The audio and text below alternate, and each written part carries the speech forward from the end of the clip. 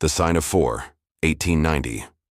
Episode 4, The Wooden-Legged Man and the Poisoned Dart. Welcome back, detective friend. Last episode ended with the horrifying discovery of Bartholomew Sholto's murder and the theft of the Agra treasure. Now we must track down a killer who uses methods more suited to the jungles of India than the streets of London. But first, we have a mysterious witness to locate. Picture the scene. You're standing in the fog-shrouded garden of Pondicherry Lodge, following that eerie howling sound that has been haunting the night. Holmes moves with the focused intensity of a bloodhound on a scent trail, while Watson keeps his revolver ready and Mary stays close to your side. There. Holmes points toward a large doghouse near the garden shed. Our witness awaits. What kind of witness could be hiding in a doghouse, detective friend? What might this creature have seen that human eyes missed? Approaching the ornate doghouse, you discover something that makes perfect sense of the mournful howling. A massive bloodhound clearly in distress. The dog is magnificent but obviously grieving, refusing food and water. Poor creature, Mary whispers. He's been mourning his master. Holmes kneels before the dog with surprising gentleness. Hello, old fellow. You saw what happened, didn't you? The bloodhound whimpers and nuzzles Holmes's hand, then begins pawing frantically at the ground near the house. Watson observes with interest. Holmes, I believe this dog is trying to show us something. What do you think the dog might be indicating, detective friend? How could a canine witness help solve a murder? Holmes examines the ground where the dog is pawing. Excellent. Look here. Footprints, but not just any footprints. Using his magnifying glass and the light from his lantern, Holmes reveals something extraordinary. A trail of small, bare footprints alongside much larger prints. But these larger prints show something unusual. Watson, detective friend, what do you notice about these larger footprints? Study them carefully. One set of prints shows a normal foot, but the other shows... What exactly? Good God, Watson breathes, understanding immediately.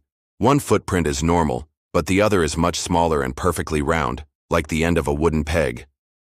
Precisely, Holmes exclaims.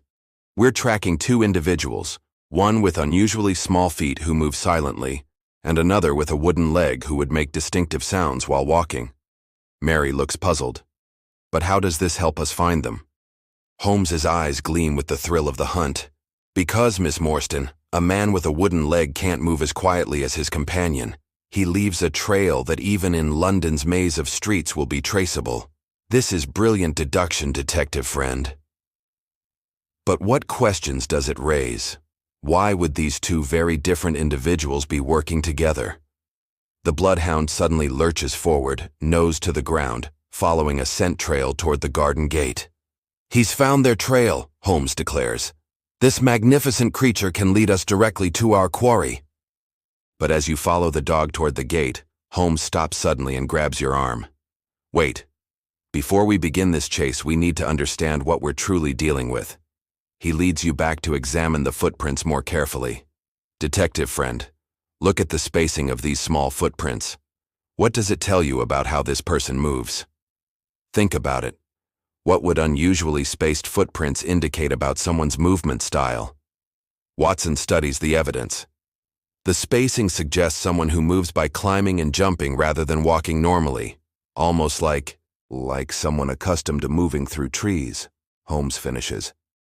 Combined with the poisoned dart we found in Bartholomew's neck, this suggests our small-footed killer is likely from the Andaman Islands, probably one of the indigenous people brought to London under questionable circumstances. This revelation changes everything, detective friend. You're not just tracking criminals. You're dealing with someone who has been displaced from their homeland and possibly enslaved. Mary's face shows both fear and sympathy. You mean this person might be a victim as well as a perpetrator?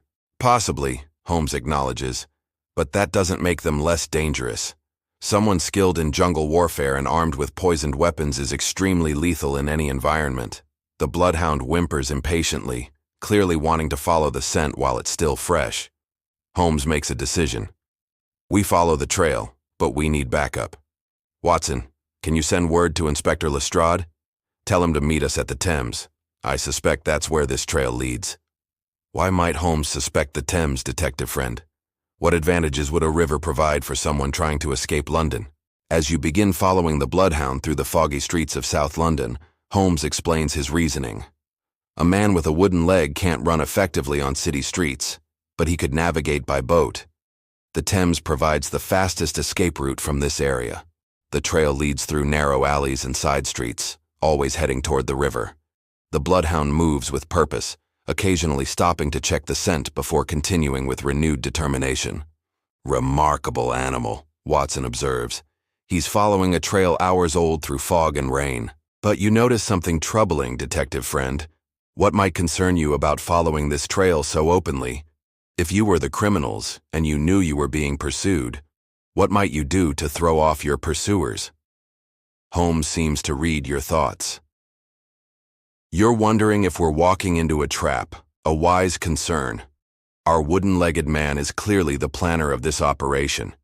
He wouldn't leave such an obvious trail without reason.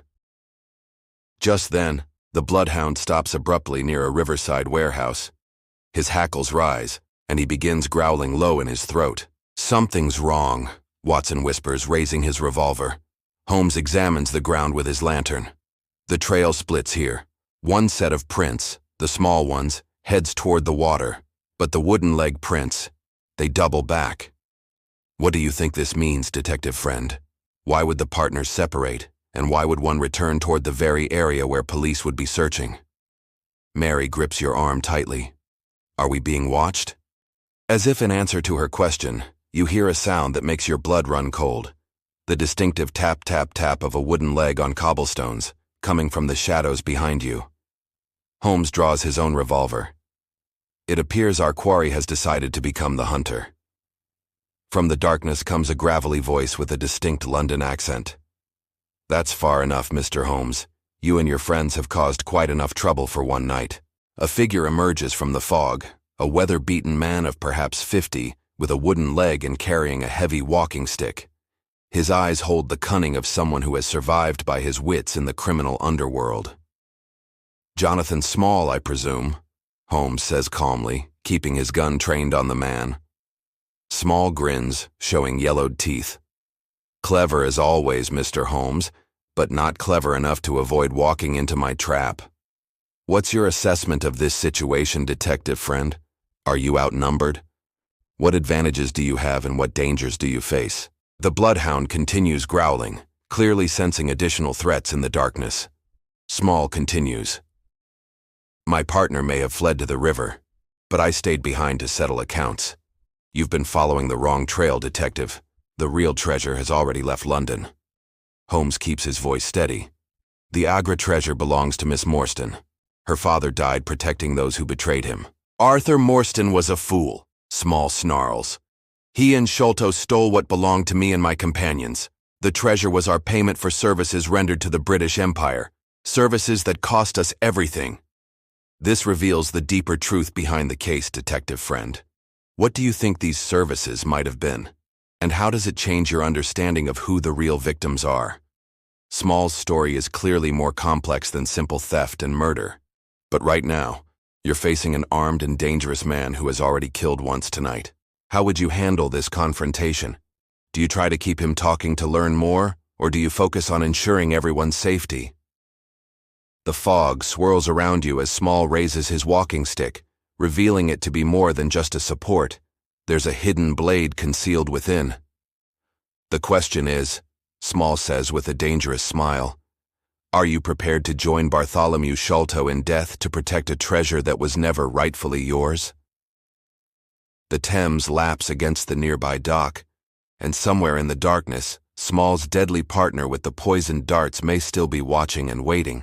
What's your next move, detective friend?